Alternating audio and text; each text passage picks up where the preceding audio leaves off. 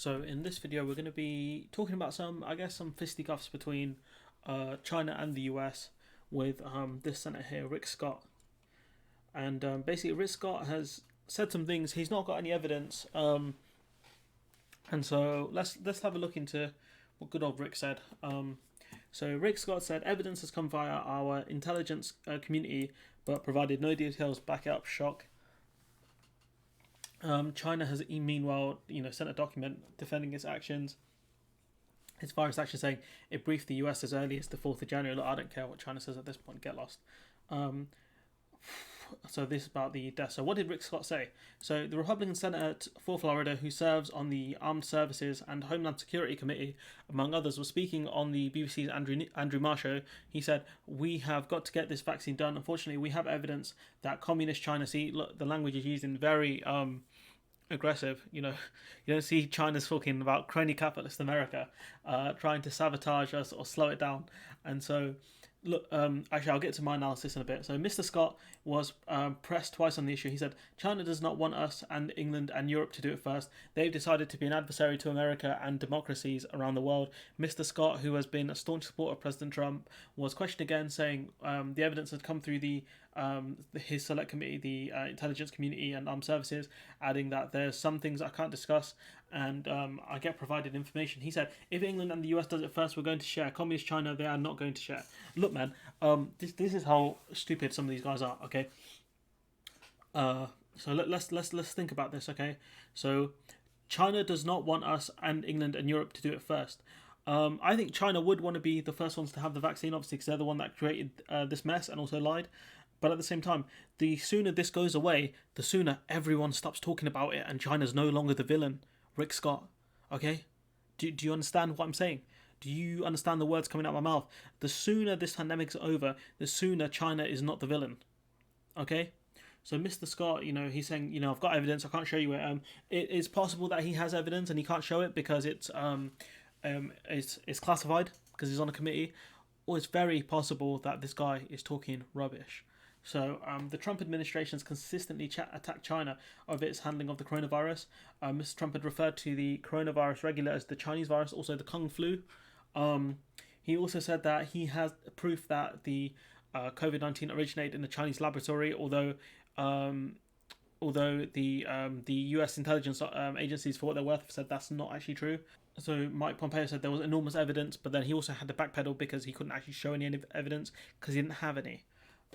So the Five Eyes intelligence allegiance, so the UK, the US, and Australia and some other countries, said there's no such evidence, as did the World Health Organization, whose name is currently in the mud. But the World Health Organization is another point of contention for Trump. So he's trying to blame China, trying to blame World Health Organization for his own failings. And so what have China said? China has not responded specifically to Mr. Scott's accusations, but in a new document as published on its response to the virus, Beijing said it briefed the United States as early as the 4th of January when the disease was still largely unknown, and lists a telephone briefing given between the head of the Chinese Center of Disease Prevention to its US counterpart, which is the CDC Center of Disease and Control, which is the US version of it. I guess China would have the US version. It doesn't matter. China says in the document acted in an open and transparent way. Like, shut up. Like, no, you didn't. The World Health Organization praised that was a stupid thing to do, saying they helped slow the virus. I mean, they did in the end when things got out of hand.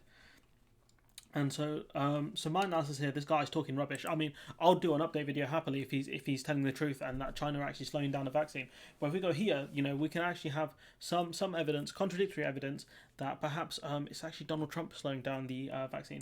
So Germany confirms that Trump tried to buy a firm working on the coronavirus vaccine. So the Donald Trump administration offered large sums of money to get exclusive access to a coronavirus vaccine. Oh, sorry, no, Die Welt is a newspaper organization. I just thought that sounded wrong. They're called CureVac. Sorry, that's my bad. Based CureVac company. So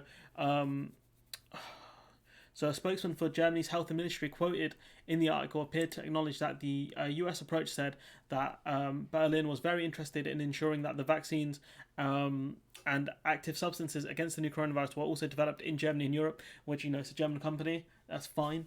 No, it's going to be very hard to object to that. On Sunday, Germany's health ministry told Reuters that its spokesman had been quoted correctly in the newspaper article, confirming that Washington had attempted to take over the pharmaceutical company. Government sources indicate that Berlin was now offering CureVac financial incentives to remain in Germany. So obviously the German government's very scared.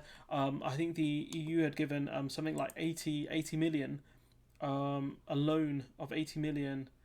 So they've given an 80 million euro loan. But in this article, it's very contradictory of the last article, because we've got different conflicting stories here. So we've got so the CureVac deputy CEO Franz Werner Haas, on Tuesday said there was no offer from Trump or any governmental organization to take over the company and to have manufactured slots reserved for exclusive vaccine production for the US market.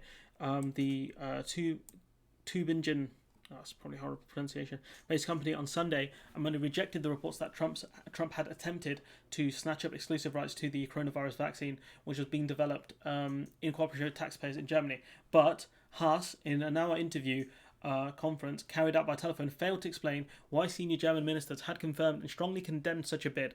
So basically, Haas couldn't actually explain why the German government was saying what they said in a 1 hour interview as well. And he also strongly condemned a bid. So it's very possible that there was a bid, and Haas is saying, look, there's no bid, but we do not accept any bids. And so so the main investor here, Dietmar Hopp said it is not possible that a German company develops a vaccine that is used exclusively in the US. That was not an option for me. He added, Trump spoke to the company and they immediately told me and asked me what I thought about it, and I knew immediately that this was out of the question. So Hopp, obviously a guy who doesn't want to make any enemies here by the looks of things, said, look, it's not going to happen. It's not going to happen. He hasn't given many details, but I think he said, look, it's not going to happen. And so, look, Chancellor Angela Merkel had told reporters on Monday that the German government had dealt very early on with Trump's reported takeover, she said, in reference to Hopp's statement, and that the issue had been resolved. So it's very possible that, look, if say, this company, CureVac, do come up with a vaccine, you don't want to burn any bridges with the US government, because the US government are going to buy a load of vaccines if they do not come up with a vaccine first, purely because they're going to need it desperately. And so what we can see here is clear evidence, or almost fairly clear evidence, that the US were the ones trying to cause problems when it comes to coming up with a vaccine by, trying to buy out this German company coming up with a vaccine. Had the US government wanted to help, they could have invested money, given a loan or whatever, interest-free loan, but they didn't. And so Rick Scott could be telling the truth here. I doubt it. This is something that Georgia and I have talked about in the past, where you have one falling empire versus the rising empire, and so Trump is very strong with the rhetoric purely because this is all he has for re-election as well. So Rick Scott would be in the same boat. All they have is xenophobia and racism, because they can't run on things like the economy, unemployment, and how good the country's looking now. And so Trump's talking about like the resurgence of the US, and I'm just like, bruv, is this like some sort of horror film name? And so what we can see is Rick Scott's blatantly lying here. Or he's not blatantly lying. We'll have to wait and see if he is lying, but I think he is. And so let me know what you guys think in the comments below. Like, comment, share, subscribe, and hopefully I'll see you in the next one.